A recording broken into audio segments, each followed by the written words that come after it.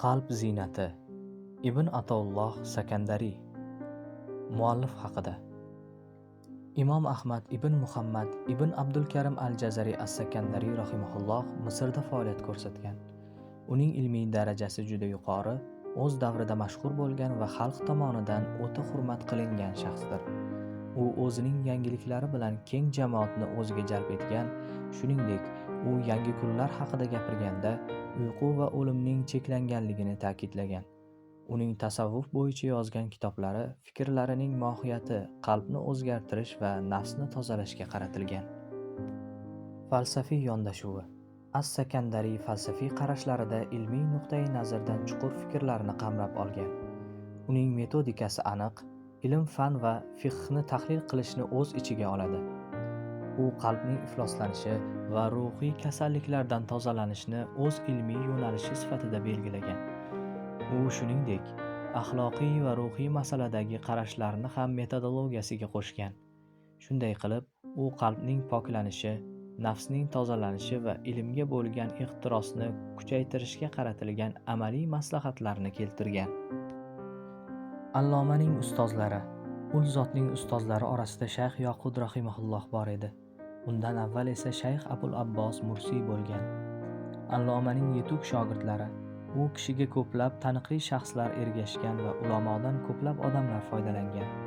U zotga ergashganlar orasida Shofiy mazhabidagi Subki rahimahulloh ham bor edi. Karomatlaridan iqtiboslar. Ibn Kamol nomli shaxs uning qabrini ziyorat qilib, Qur'oni Karimning Hud surasini tilovat qilib, bas ularning ba'zilari baxtsiz, ba'zilari esa baxtlidir oyatiga yetganda, qabr ichidan quyidagi ovoz baland holda eshitildi: to'liq mukammallikdan bizda baxtsiz hech kim yo'q. Bu hodisa uning ulug' shaxs ekanini isbotlaydi. Shuningdek, uning karomatlaridan yana biri quyidagidir. Bir kishi hajga ketayotgan shogirdlaridan birini yo'lda ko'rgan. Uni turli joylarda, masalan, Maqomi Ibrohim va Arofatda ham uchratgan. Haj safaridan qaytib kelgach, u kishi shayxdan so'ragan: "Bu odam hajga chiqqanmi?" Atrofdagilar: "Yo'q, u shahardan tashqariga ham chiqqani yo'q", deb javob berishdi.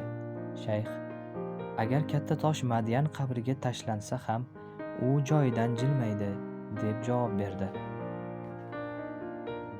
Allomaning vafoti. U zotning vafoti hijriy 709-yilda sodir bo'ldi. U Bani Vafa qabristoniga dafn etildi.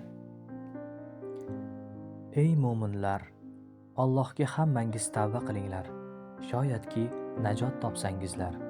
Bismillahirrohmanirrohim. Shayx, imom, shariat va haqiqat ilmini jamlagan, din tojining ziynati bo'lgan buyuk zot Abul Abbos Ahmad ibn Ataulloh Sakandariy rahmatulloh alayhi aytadilar: Alloh taologa tavba qiling, ey mo'min birodarlar. Har bir fursatda Alloh taologa tavba qilishga shoshiling, zero Alloh taolo sizni chaqirmoqda. Alloh taolo shunday marhamat qilgan: ey mo'minlar, Allohga hammangiz tavba qilinglar, shoyatki najot topsangizlar. Nur surasi 31-oyat. Rasululloh sollallohu alayhi va sallam ham shunday dedilar: ey insonlar, Allohga tavba qilinglar, chunki men kuniga 70 marta istig'for aytaman. Agar sen tavbani iroda qilsang, umr bo'yi qilgan amallaringni mulohaza etishni kanda qilma. Kunning davomida nima qilding? Agar Allohning itoatida bo'lsang, Robbingga shukr ayla. Agar gunohga botgan bo'lsang, o'z nafsingni aybla. Allohdan mag'firat so'ra va tavba qil. Alloh taolo senga shunday majlis nasib aylasinki, u yerda tavba qilsang, o'zingcha mamnun bo'lma va nafs hiylalariga ishonma. Tavba paytida kulib xursand bo'lma, balki mag'zun qalb bilan tavbaga yuzlan. Amirul Mu'minin Umar ibn Xattob radhiyallohu anhu xutbalaridan birida shunday deganlar: hisob qilinishdan oldin o'zlaringizni hisob-kitob qilinglar. O'z amallaringizni o'lchanglar va qiyomatda hisob-kitobingiz yengil bo'lsin. Ular o'zlarini hisob-kitob qilarkan shunday der edilar: ey inson, ey Ibn Xattob, sen kim bo'lding? Qaysi yo'ldasan? Tavbaga yuzlan.